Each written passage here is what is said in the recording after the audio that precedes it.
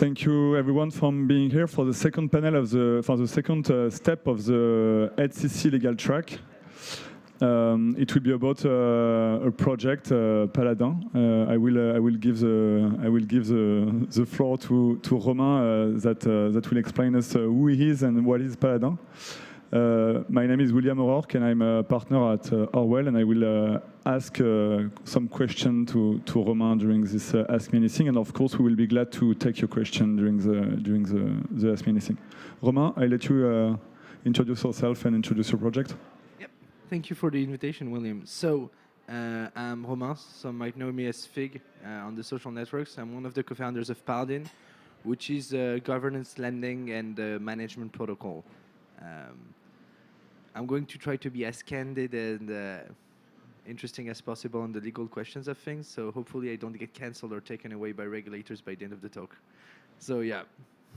Do you want to start right away, or do you want me to describe a bit more what we do? Yeah, maybe explain us what is exactly a governance lending protocol. Maybe some people, especially on the stream, are not very savvy about these kind of things. Yeah, totally. So what we have built is what we call influence market. It's a way for people who don't use their voting power to basically deposit them into the vaults that we have created, and other people can basically borrow them. It can become much more complex than that depending on the protocols.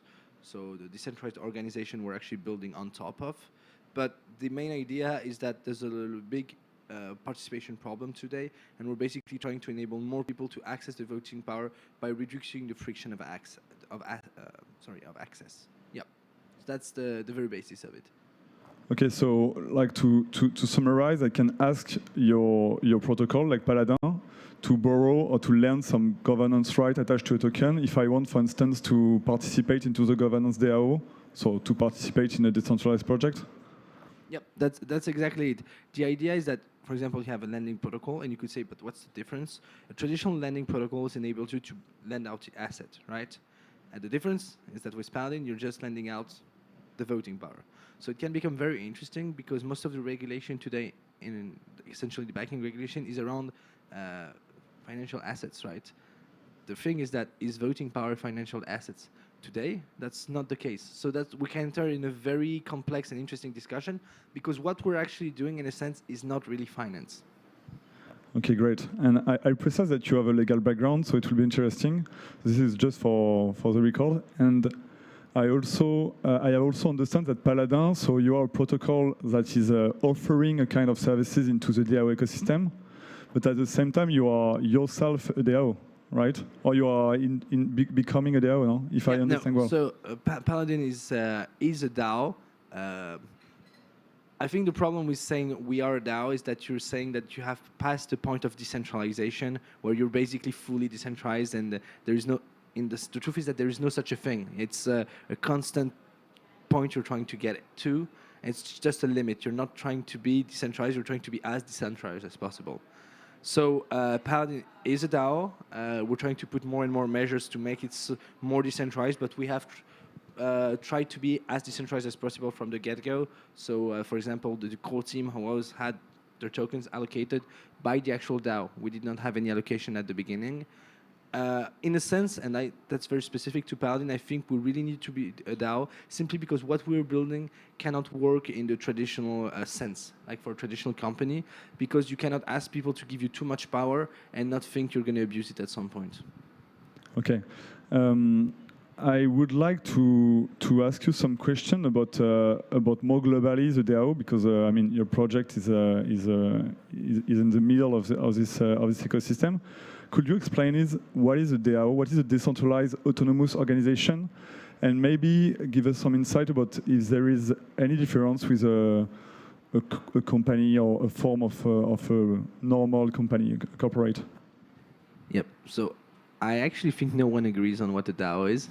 So we're probably not going to agree. And that's why I'm asking you this question. So it means a decentralized autonomous organization. Autonomous does not mean automatic. It means that it doesn't need any above or side regulation or laws to basically function. It basically has the governing body and the rules that allow it to be self-sufficient and autonomous. And then decentralized, it just means that basically there is no centralized power. And it's easy for people to basically move the center of power from one place to another, and that there needs to be an absolute consensus for things to move forward. So when we say what's the difference with a company, I would actually say a company could be a DAO. Honestly, for me, a DAO is not a type of legal entity or a type of entity. It's like an operating system for entities. So you can have a company that's a DAO. You can have an association that's a DAO. You could even have a state that's a DAO. But that's in theory. Okay, so if it's an operating system, is it possible to be a DAO without having a legal entity? I mean, if you want to hire contractors, if you want to have a relationship with the other project or other people? Okay, so let's be very careful on this. Yes, you can. I'm not saying it's a good idea. Okay. Very interesting. Maybe about the risk. When we're talking about regulation, we're talking about trying to mitigate the risk. I mean, it could be, and we talked about it in the previous panel, it could be in a wrong way or in a bad way. I mean, if you are taking the innovators and the builder point of view, what is the main risk you see with DAO? I mean, I know it's a very broad question because there is a lot of kind of DAO, but maybe on the governance, is there a governance attack or governance fail that can happen? Is it something the DAO project are working on? So as you say, there's a lot of risk. We can talk about like the ethical risk, the success risk. In a sense, is this the type of organization that can actually function? And then you have the legal risks. The legal risk, in a sense, you could say, as we mentioned, banking regulation risk. You're going to have fiscal risk, which are probably the most obvious ones and the ones who are going to have the most problems with the fastest. And then you have the civil responsibility risks. In case there's a problem, who is responsible? And that's the problem. If you share the power and there is no central authority, central sense of responsibility, is everyone responsible? Is no one responsible? That's a really great zone today. Okay, so the risk is that DAO could be classified or qualified as a de facto company, for instance? Yeah, it could. It's not even de facto company. So in France, in the US, we have different types of companies, right? It means that the jury who's going to basically indict you, they're going to be the ones who choose what type of company you are. So you basically lose the freedom and the flexibility that you could have by creating the legal wrapper yourself. Okay, interesting. And maybe a last question about the risk, about the governance token itself. Do you see some risk to this governance to be classified as something regulated? I'm talking about virtual asset on one side, security token on the other side. And could you explain us a little bit what is this risk and what is this kind of token? Oh yeah, it could happen for sure. So the problem that we have today is the speed at which the regulator goes is inversely proportional to the speed at which crypto goes. So for example, we're now starting to talk about DeFi regulation. We're in 2022. We've been doing DeFi for 4 years? So each time they regulated ICOs 3 or 4 years after the ICOs, right? So the problem we have is they're telling us this is bad once everyone has basically delved their toes into it. I do think we're going to find a legal qualification for crypto assets, especially governance tokens. Is it going to be an old category that we revamp, or do we have to reinvent something, like as you mentioned with virtual assets? Honestly, I don't really know I think it's also going to depend on the type of assets, because, for example, you have governance token that bear yield, that have dividends, like, for example, CRV token that gives you different types of yield, but at the same time, it's not transferable, so it does not have the same characteristic as a traditional asset. The idea is that you could say governance tokens, and that's controversial, look like stocks, but they're like some kind of programmable stock. But some of them are worse than stocks, some of them are better. So in a sense, it's not just one qualification that we need. It's like a whole table with different characteristics, and then we have to add them. But at the same time, some other people are going to invent new characteristics, so you have to make the table bigger constantly. I will be a little bit provocative, but if I understand like the meaning of a discussion, creating a DAO can draw some risk, like to be classified at a company in one form or another, that draw like risk on the taxation, risk on liability, governance token draw also some risk. So what is the purpose? Is it a good idea to create a DAO? And how to create a DAO without trying to mitigate this risk, or at least to know them?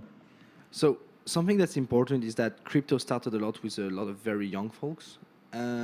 A lot of people who did not have, and I am part of them, by the way, who did not have entrepreneurship experience. So yes, when you build a company, you have legal risk.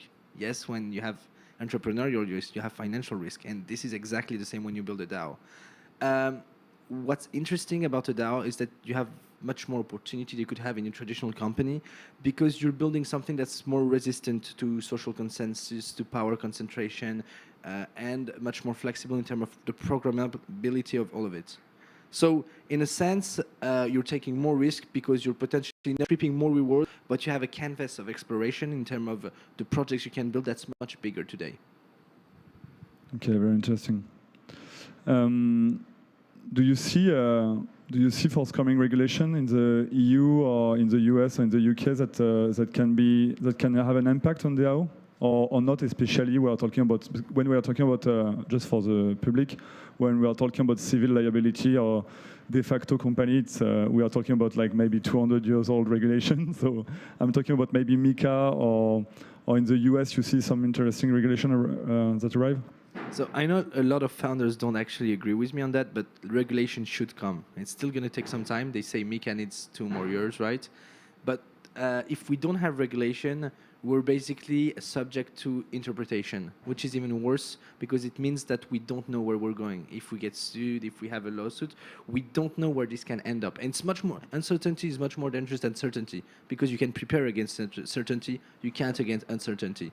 So in a sense, I want us to get regulated, but it has to be in the same logic that what we have built. I've been very adamant on saying that the problem with banking regulation is that what they're asking from banks, they can't ask the same from crypto. Not because we can't give it to them. We can actually give most of the questions they want to because the blockchain is so smart, but because they're asking the wrong question. They want to know the identity of someone. They don't actually need to. What they need to is look at the transaction history from someone. And then if they want to ask the identity, they ask for on and off-ramp actors, centralized exchanges, who basically do this liaison. And once you're in the DeFi sandbox, no one cares what you're doing. In a sense, you can't, for example, launder money this way. And that's the problem. The problem is that because we're asking the wrong question, we're fighting against the wrong principles and the wrong problems. We need this because then we end up with a Luna crash, then we end up with Wonderland where we realize that they're potentially washing money away, etc. It's a big problem. We need to have higher standards and we need to know where we're going. And when you have an 18-year-old kid who creates a lending protocol, he has no idea of all the complexities of the credit system, right? Before accepting maybe some question from the public, what will be your main advice to someone who wants to create a DAO? I mean, most of the projects in DeFi are linked on one way or another to DAO. What will be your main topic to create a DAO with a legal standpoint, of course? Oh yeah, for sure. So I was going to say go to law school, but that's a very hard advice. That's a very bad advice. So the idea is either find a good lawyer, but of course you need money to do so. You have to be successful or to raise funds at some point. Just read the articles, speak with other people who brought out. There are best practices that are being made. Some people are writing articles about it. It's very easy. Don't do stupid things. If something is deemed stupid in a company, it's probably going to be deemed stupid in a DAO. It's really a grandma advice. don't do stupid. Now, maybe something we can add is that, just try to cool down for 5 minutes and understand what exactly your people are buying your governance token, what they will be able to do, and usually, I mean, it's. I understand your advice like this. Usually, if there is a financial risk or a governance risk, you can assess it quite easily. I mean, of course, you just need to step down a little and to try to have some insight on it. But okay, so Romain, thank you very much for this Ask Me Anything. Maybe some of you have some question, because it's a Ask Me Anything, so you're supposed to ask something. If any one of you want to have a question.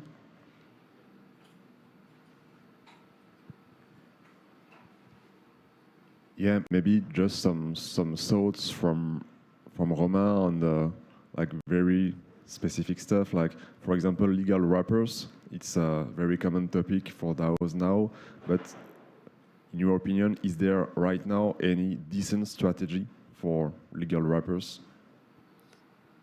Or is there no strategy and just like opinions? Away. I think the biggest problem is that today most of the legal wrapper comments we find, at least on the internet, they come, at least I am not. So it means that I am not subject to the same kind of regulation, to the same kind of regulating philosophy than they are. So we can actually be held liable by the SEC. But we also are much more likely to be held liable by the European or the French regulator. So in France, for example, if you create an entity in the BVI or something, you're going to have really complex problems with the fiscal system in France, because most of the transactions who come from the BVI are them as, fiscal evasions or something like that. So it's not the most obvious system for us in France to actually follow the legal wrappers that are advised in the US. Again, it's like you can look at a lot of different structures. I don't think there's the right answer. That's the whole point and the whole beauty of a law, is that usually there is not one answer. There's a lot of different constructions you can have, and it's more about finding the right fit for you and usually building it yourself with your consultants, if you have them, with your lawyers, to basically find what's the ideal setup for your specific project and your specific company. It's always the same, right? You have to tailor it. Any further question?